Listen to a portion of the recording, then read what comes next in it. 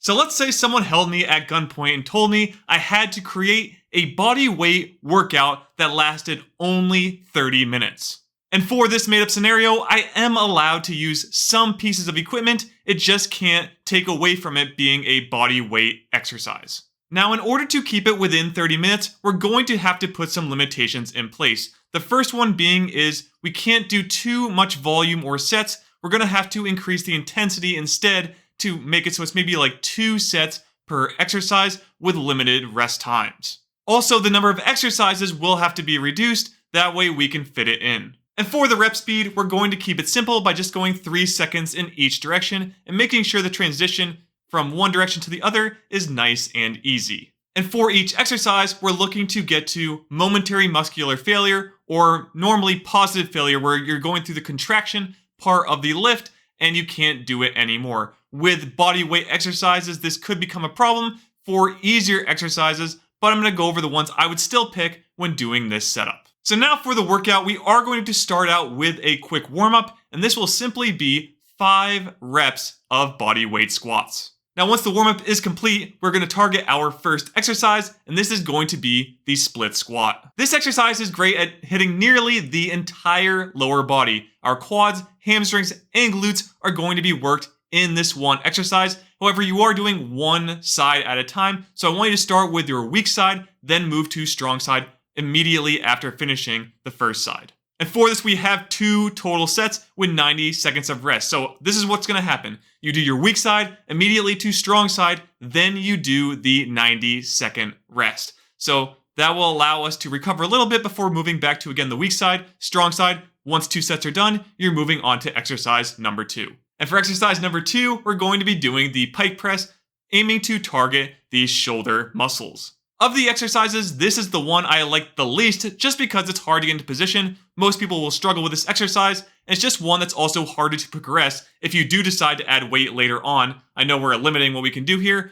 but it is one of those ones that's harder to progress. But with the pike press, we are targeting those shoulders. Of course, the upper chest will be hit, as well as some of the medial delt, so we're rounding out that entire kind of upper body portion with doing this one exercise. Otherwise, shoulders wouldn't be really hit that much at all, especially the medial delt. But do know this is one of the harder exercises, so take your time, make sure you get into position. If you need a wall to help keep your legs in place like I do, go with that, but this should help to hit our shoulders pretty well. And with this exercise, we don't need to be doing one set at a time because we're using both arms at the same time. This means we're simply doing 2 total sets, each one with 90 seconds of rest in between. And remember, going to momentary muscular failure on each set. So now we are moving on to exercise number 3, and this is one I'm bringing in some extra equipment for, as you'll need something to do an overhead pull, as the exercise is a chin-up. And with the chin-up, we are working mostly the lats. However, because our palms are supinated or facing upwards towards the ceiling or our face, it is going to activate the biceps quite a bit more than standard pull-ups. Now, if you struggle with chin-ups, and I know many people do, you might need to bring in something like a chair or other like stool or something like that. Now, this does go against what my current setup is, so if that's the case, you could also jump to the top and do slow negatives as well, until you just build the strength to eventually go and do the concentric portion of the lift. But remember, you can use some kind of pull-up bar. I have some doorway pull-up bar handles as well as a bench that has pull-up bars on it, but figure out a way to do them, as this is exercise number 3. Alright, and now we have exercise number 4, and this time we're going to be using another piece of equipment, but it's going to be a dip bar station. Now, as the name implies, this exercise is the dip. So if you need a bit more chest activation, so you want to build a bigger chest, you can lean a little bit more forward, don't go too crazy, but if you want to just build your triceps as well, stay in a standard position, as this will work the triceps very well with this exercise. Now, if you struggle to do dips, you can put your toes on the floor while remembering to keep form throughout the movement. It just allows a little bit of assistance to get back up to the top when you get to the bottom of the range of motion. However, do not allow your feet to be doing all of the heavy lifting for you. Only add the assistance you need to get through a standard rep. And then once you again reach momentary muscular failure, you are done with the set. Again, 2 sets with 60 seconds now of rest between each set. And now we're on to exercise number 5, which is going to be inverted rows. So primarily targeting the rest of the back that we didn't hit when doing the chin up. So for this one, I am going to be using the same bar setup, which is the Lebert Fitness Equalizers, to do this, but otherwise you just need to find a way to get into the inverted row starting position and do this movement. Now, some things to remember here: make sure you keep your core nice and tight. That way you're not falling and putting your butt pretty much on the ground. So make sure the core is nice and tight. You're aiming to retract and pull with your back. That is the main goal here. Of course, your biceps will get some activation, but the goal is really to use the rest of the back in this movement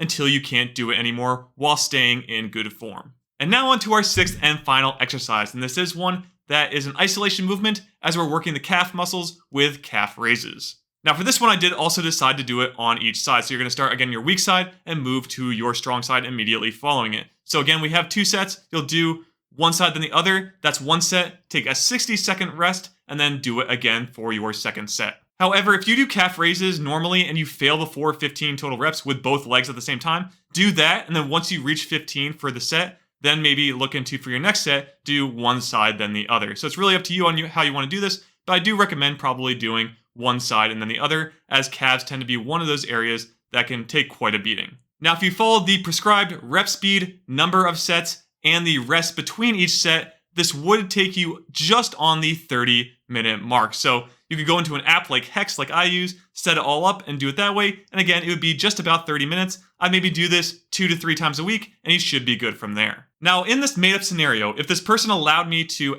progress these, what I would do is I'd get a backpack and get some either weight plates or use my adjustable dumbbell plates I have. So something like the Core Fitness dumbbells. You can take the plates off, put them in a backpack, and then scale each one of these.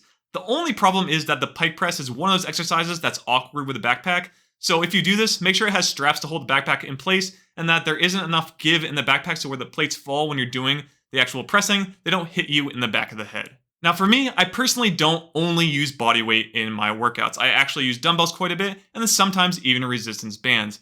But I know many of you are looking for cheap solutions to work out at home, and this one's a great one as it only really requires 2 things.